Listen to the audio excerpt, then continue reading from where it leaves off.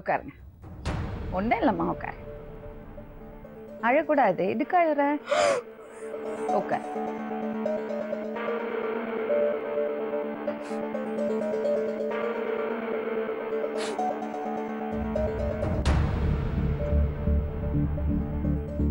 உன் பேர் என்ன சொல்ல? சத்தமா பேச. மதுமிதா. என்னம்மா பிரச்சனை உனக்கு? ஏன் அம்மா எல்லாம் இவ்வளவு கவலைப்படுறாங்க உன்னை பத்தி? என்கிட்ட ஓப்பனா பேசுவியா? நாங்க எல்லாம் உன்னோட வெல் விஷர்ஸ். நீ நல்லா இருக்கணும், உன்னோட வாழ்க்கை நல்லா இருக்கணும்னு நாங்க உங்க அப்பா அம்மா மாதிரி நாங்க எல்லாரும் ஆசைப்படுறோம். புரியுதா? தைரியமா பேசலாம். உனக்கு என்ன பிரச்சனை இருந்தாலும் என்கிட்ட சொல்லலாம். சொல்லு. ஃப்ரெண்டு வீட்டுக்கு. எதுக்கு ஃப்ரெண்டு வீட்டுக்கு போற? ஃப்ரெண்டு கூட அவங்க அம்மா கூட. அவங்க அம்மா இங்கிலீஷ் சொல்லி தருவாங்க. என்னம்மா? இங்கிலீஷ் சொல்லி தருவாங்க. போய் சொல்லக்கூடாது என்கிட்ட. சீரியஸா? எத்தனை நேரம் இங்கிலீஷ் சொல்லி கொடுப்பாங்க? எத்தனை மணிக்கு போவ நீ ஃப்ரெண்டு வீட்டுக்கு? கொஞ்ச நேரம் படிச்சுட்டு அதுக்கப்புறம் நானும் ஃப்ரெண்டு பேசி. எவ்வளவு நேரம் பேசிட்டு இருப்பீங்க? கொஞ்ச நேரம் பேசுவாங்க.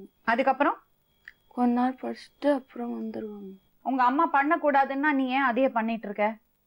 சரி மேடம், கொஞ்ச நேரம் நான் மணி 4 மணிக்கு போயிட்டு மணி 10:30 மணியா மேடம் வருது? 10:30 மணிக்கெல்லாம் வரும். எத்தனை மணிக்கு வர? அது அன்னைக்கு ஒரு நாள் தான் மிஸ் மேம். 10:30 மணிக்கு வந்தேன். ஏன் 10:30 மணிக்கு வந்த?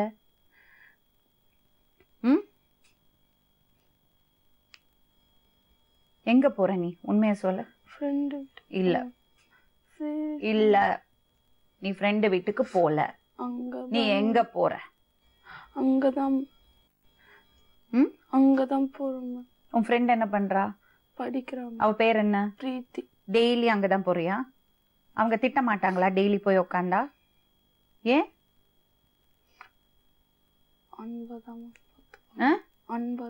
இத பாரு, உன்னோட அம்மா என்ன சொல்றாங்கன்னு உனக்கு புரியுதா? புரியுதா? ஏன் அவங்க கத்துறாங்க, ஏன் திட்டுறாங்க, கெட்ட வார்த்தையில பேசுறாங்கன்னு சொல்றியே, எதனால சொல்றாங்கன்னு புரியுதா உனக்கு? புரியுதா? புரியல. சேஃப்டி ரொம்ப முக்கியமா, உன்னோட பாதுகாப்பு ரொம்ப முக்கியம்.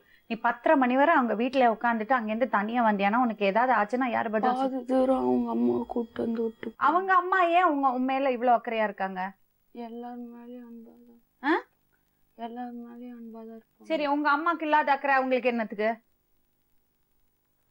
நீ உங்க அம்மாவை மதிக்காம அவங்க அம்மாவை மதிச்சா உனக்கு என்ன மரியாதை இருக்கு?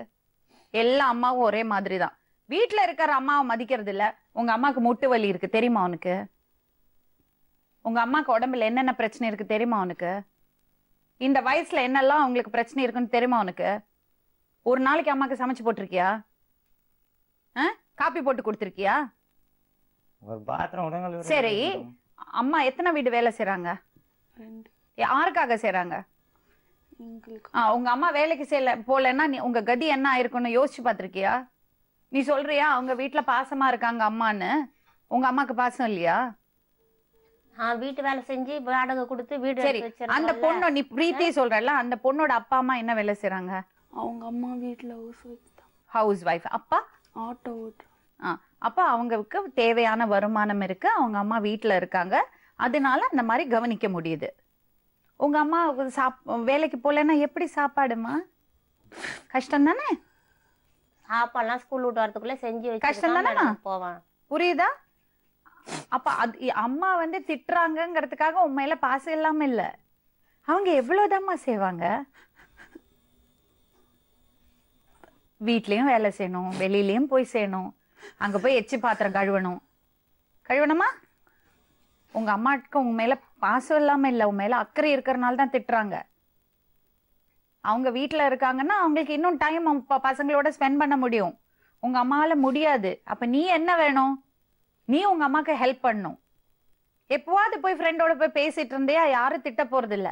அது என்ன 4 மணில இருந்து 10:30 மணி வரை எங்க ஏதோ ஒரு வீட்டுல போய் உட்கார பழக்கம்? நம்ம பழக்க வழக்கங்கள் தான் நாளைக்கு நம்ம எப்படி இருக்க போறோங்கிறத முடிவு பண்ணும்.